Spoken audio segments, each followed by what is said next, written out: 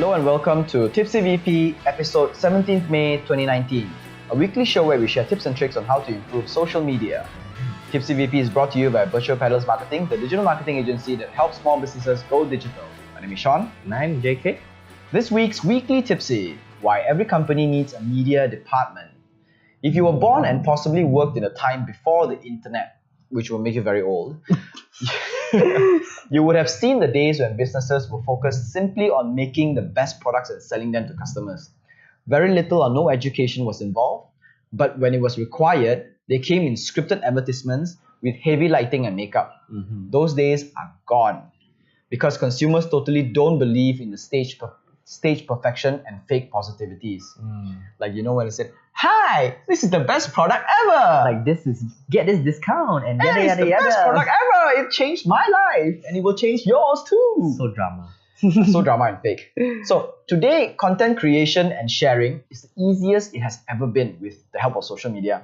And brands that perform well are somehow contributors to the community they are part of. Today, we list out some reasons why every company needs a media department in order to command influence in their communities. Okay. By media department, you mean like marketing department? It's marketing, but it's focused on media. Social medias. Not just social media, but media in general. Okay. Which means like creation of content. In a way, content creators lah. Okay. So first we answer the question, what is the role of the media department, which you asked, right?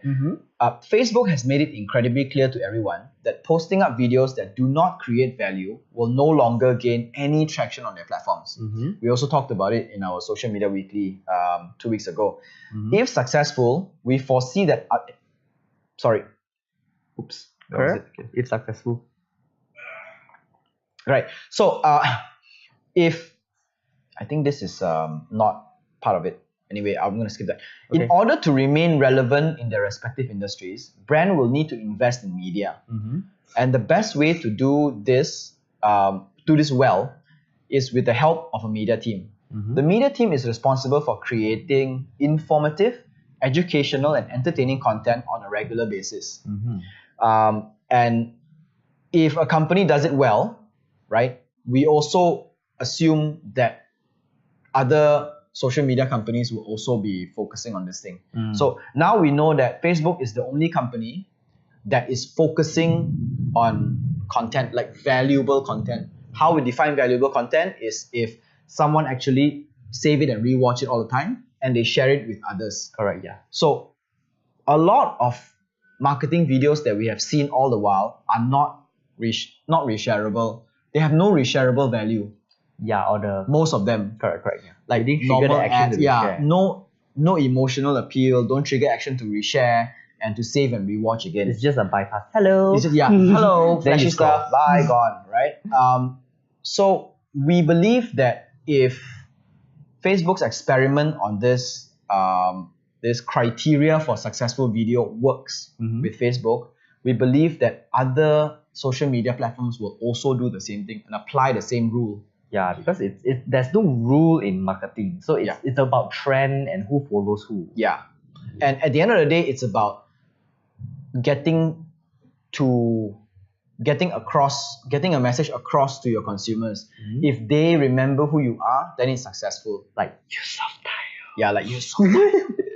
Right. So here it says that a marketing team's job is to focus on creating proper valuable content, informational, educational, entertaining content on a regular basis, few times a week, in order to remain relevant. Define regular, right? Few times a week. Few We're times a talking week about regular. maybe like 2-3 times a week at least. Okay. Yeah, at the very least.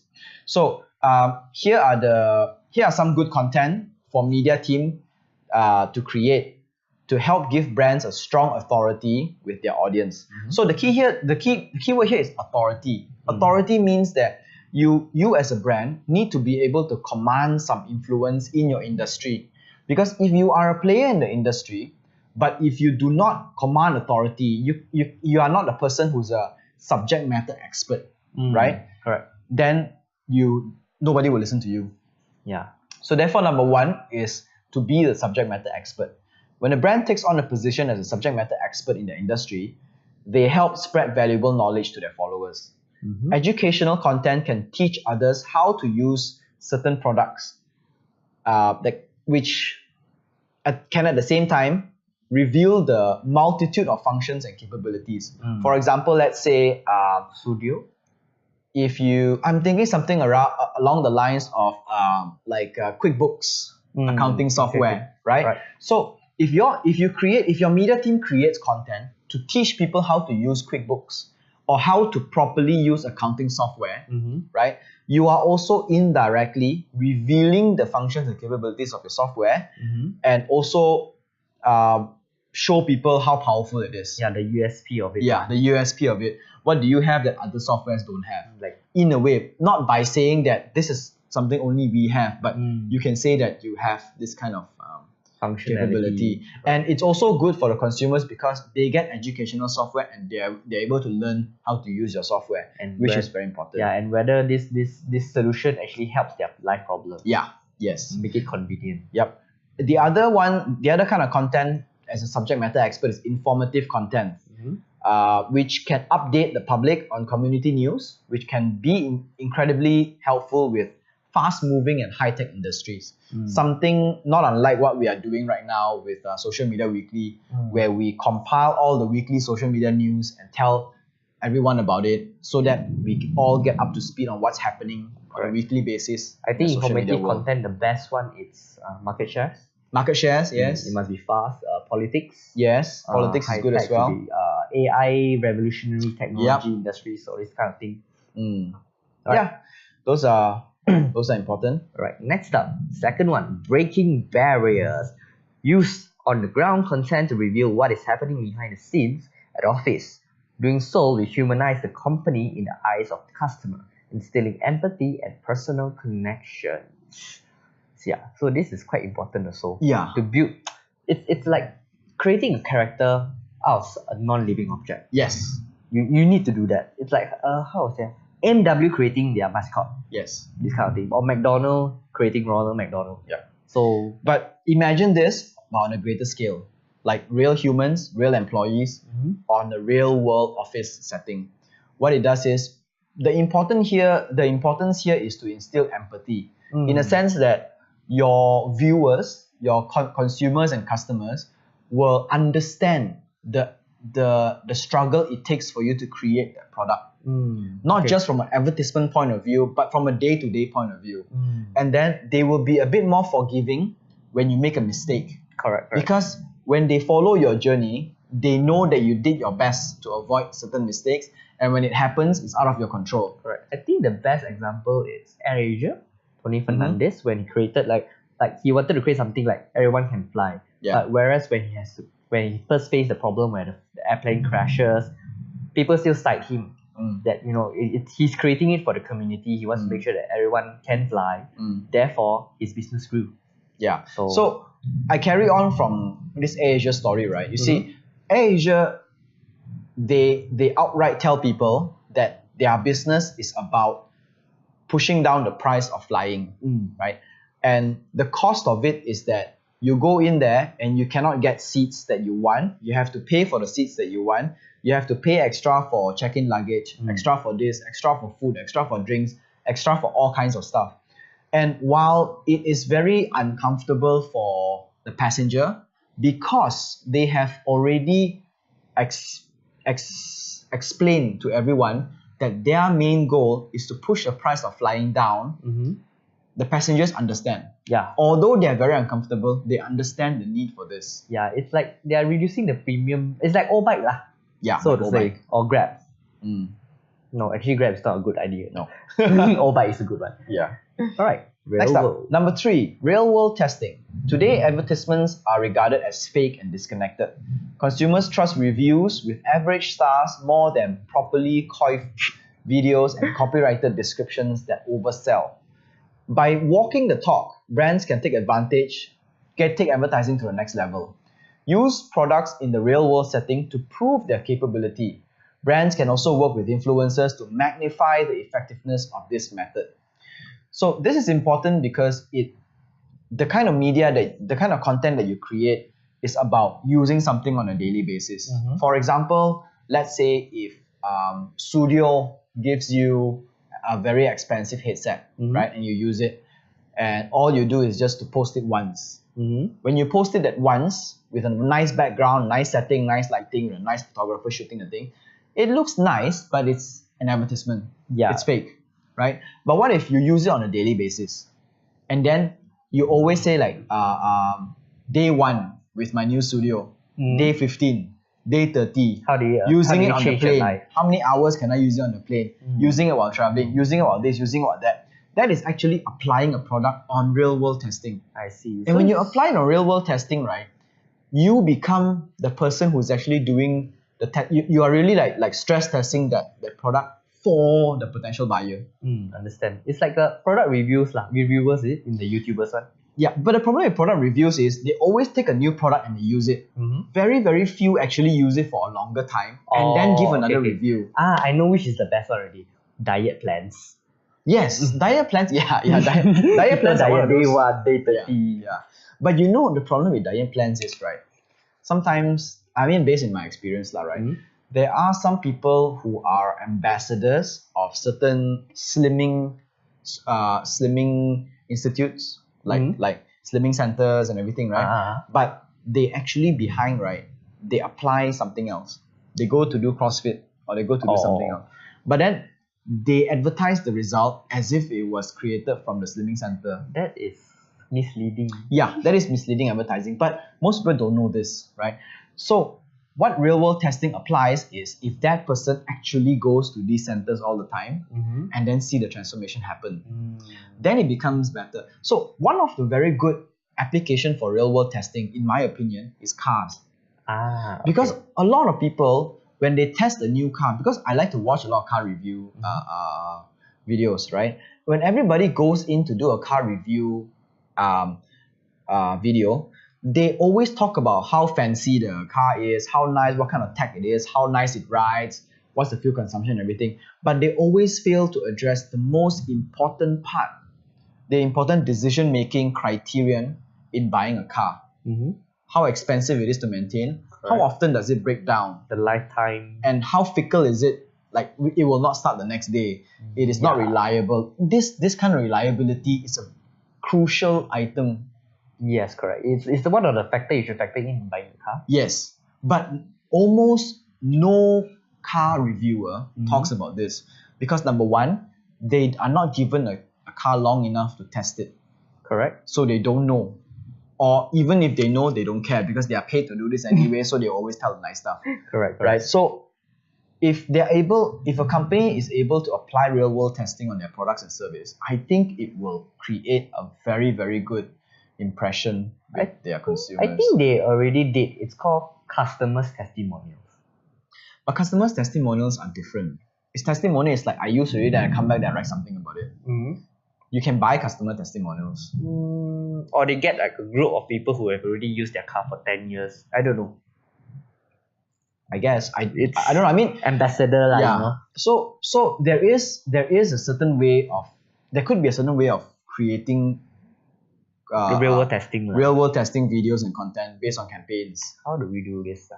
You can do it in like small stuff, like if you sell a bag, right? How the bag works. Quick reviews, I'll go pro lah, this kind of thing. Or what you can do is, I would apply real world testing with behind the scenes on the ground content. Say for example, if I sell bags, right? I can get all my employees to use the same brand of bags. And they use it day in, day out, and day in, day out. And I get them to document what is the problem with the bag. Why is it good? Why is it bad? What needs to change? Correct. And then we do an on the ground behind the scenes meeting once a week or twice a week, right? To talk about all the problems that we need to fix with the bags. You know, that kind of stuff. I think there's one also. I remember one is like they have to spend not more than 10 ringgit in the supermarket one. Like day 1 to 30, you only have 50 ringgit. How can you spend 50 ringgit? What is the best way to spend that amount of money? Correct. I think that is also one more real world testing on personal finance, I guess. Yeah. Looks the same. Seems fair, yeah. Right, next up, number 4, building trust. With all of the above applied by the media team on a regular basis, trust by the community increases. The audience will be more forgiving when mistakes were made, and they are also more willing to support a new product or service. And when hit by bad press, they will also be more ready to defend the brand. Ultimately, the followers and customers will become brand advocates, strongly recommending their friends to buy. So we talked about this with Asia. We talked about this with let's say if you are a company doing your best but still end up making mistakes. And what happens is because you are more transparent and because you tell people how you work, and because of that your consumers will you build Trust trust, your service and they will be a lot more forgiving when you make mistakes. Correct. I think And they're ready to back you up whenever something goes wrong. the best application for Malaysia now is the PH government, the government service at the moment. Yeah. Because Mahathir is just being Mahathir honest. Yeah. It's like, this is what I'm gonna do, guys. Yeah. So, any brands that you can think of that is building trust and then got hit by bad press? Xiaomi, Huawei. Well, Asia is one of it. Huawei is never known for being honest. Oops, China. Yeah, and Apple was able to do this, Yes, Apple. Yes. but I think right now they are stretching their trust, and people are starting to lose trust in them. Correct. Their trust is it's Getting worse and worse because previously it was better. Previously, Apple was one of those few companies where anybody, like all their fanboys, anything that Apple creates, whether it's useless or it's useful, people will buy and they say it's the best thing in the world. You mean their iPod? The AirPods, everything. I mean everything, right? There is Yeah. a saying that you can throw an Apple logo on a pile of shit and it will still be revolutionary. Correct. So, but I think they are stretching it past the limit because people are starting to lose trust. Yeah, because they are Apple. what you call that, their innovative is just not there anymore already. I don't think I understand that innovation does not happen all the time, but I believe that when you do business, you need to be more honest. Like for example, if you have MacBooks with keyboards that spoil all the time, Okay. right? You don't deny hide it. that. Yeah, you don't deny that it doesn't happen. And if you are the one who created mobile devices and laptops that has a zero repairability score, right? Okay. You don't go and create this machine that tears down iPhones and reuse the aluminium from it and then say that we are good for the environment. You are not. Yeah. Because you are the one who created laptops that are non-repairable. Because devices are non-repairable, everybody needs to change it every few years instead of being able to extend it. Yeah. You know, you actually topped up your RAM and everything on this laptop. Yep, You know correct. that you can't do that in the new ones anymore. Yeah, I know. So The you have old to one buy can. yes. So you have to buy a new one. Every time your RAM goes out, you have to buy a new laptop. Yeah, it's the same concept as the iPhone where the software, Yes. like the old iPhone cannot handle the new software. the new already. software. So sometimes they will bloat up the software so much that the older devices will slow down. And they have been known to actually they were known and they were caught for purposely slowing down mobile devices. So you can't do that and then turn around and say that you build one machine that tears down like a bunch of iPhones and still say that you're good for the environment. You can't do that. You can't be a Robin Hood. You can't use your right hand to steal from the people and then use your left hand to say that you're good for the people. It doesn't work like that. Still ready, and then look, I'm doing donation. So I'm so generous, I give you back the money. Right? So I think Apple is really, really stretching out on their trust right now. It was one of those rare companies that were able to build such a strong following, cult, and trust. And they're throwing it all away because they're not being honest with their people. That is the problem I have with Apple right now. Yeah, and I think Apple is losing really. It's a matter of Yes. time before Google comes up. They are losing. Like for example, Google can make all the mistakes they want to make, right? But at the end of the day, let's say for example, when you talk about Android versus iOS, iOS has always been known for being more secure, having more security. Google is always known for having less security, right? So if you want a more secure phone, go for iOS. If you go for Google, be afraid of your phone being hacked, right? But Google comes out and say, there is a reason why we are less secure. Because while you create a software that only caters for a small number of very, very expensive devices, we are trying to put a proper OS into the rest of the world. Correct. It's like Especially the those bigger who cannot population now. afford, especially those who cannot afford your expensive devices. And Google believes that technology cannot only be afforded by those who can afford it. It must be available to everyone in the world. Understand. And that is why he also says that Sundar Pichai also says that this is the same with security. Security cannot only be specialized for those who can afford expensive devices. It must be something that everyone can have. It's universal. It must be universal. It cannot be expensive.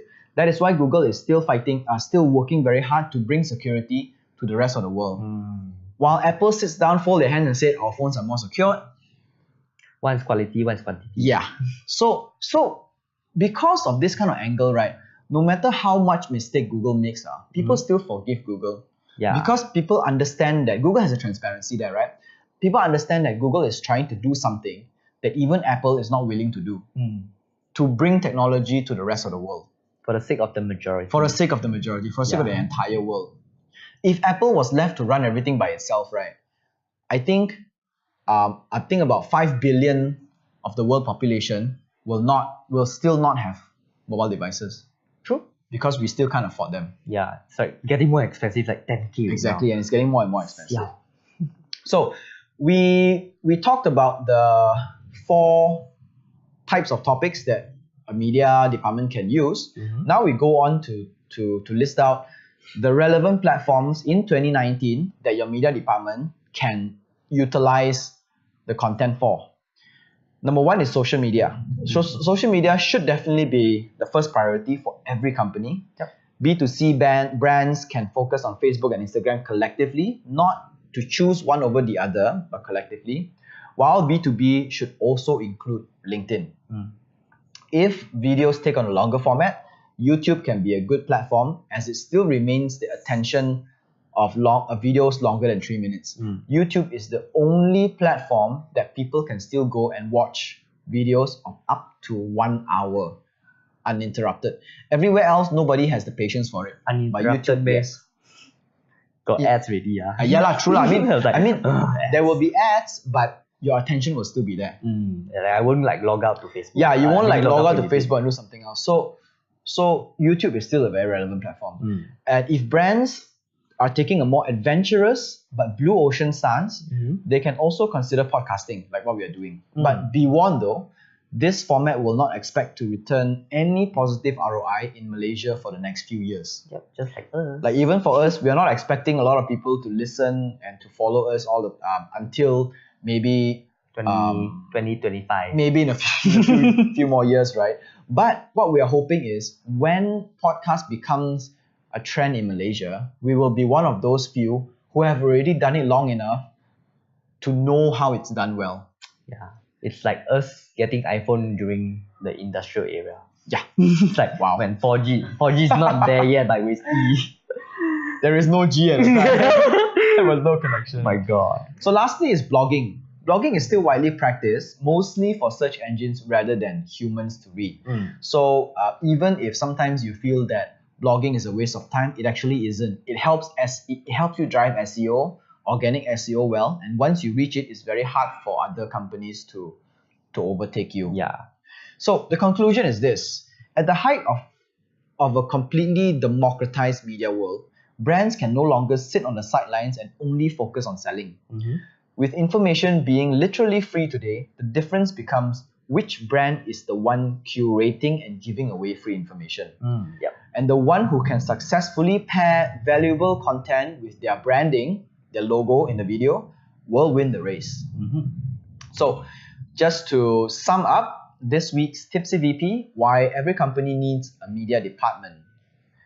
The type of companies, the type of media that your media department can create would be number 1, the subject matter expert type of content, where you become the expert that advises people on how to do things with the product or range of products and how to do things well in your industry. Number 2 is breaking barriers, doing a lot of on the ground content in order to create a transparency on your back end so people will feel empathy for your company and how you do work. Number 3, do real world testing instead of just advertising. What you do is you equip your people with the products that you sell, and as they use it on a daily basis and they document it, people can actually see how it stands the test of time. Correct. Very, very important. And at Just the end use of, your employees. just use just use your employees. I mean, right? You're selling the products anyway. Might as well just equip your people with all the products and ask them to use it. Number 4 is building trust. With all the real world testing and breaking barriers and becoming a subject matter expert involved, you will essentially build trust with your community, and your audience will also be more forgiving when mistakes were made, and they're more willing to support a new product or service. And at the end of the day, building trust is important because it helps turn your consumers and customers into brand advocates, and Yes. they will recommend their friends to buy. Correct. So that's all. Tipsy VP Podcast is a part of Social Media Weekly and is available on Anchor FM, Google Podcasts, Apple Podcasts, Spotify, and more. Our full videos are available on YouTube, and we post bits and clips on Instagram and Facebook. This is Tipsy VP episode, wait for it, 17 May 2019. My name is Sean. And I'm JK. Au revoir. Sayonara.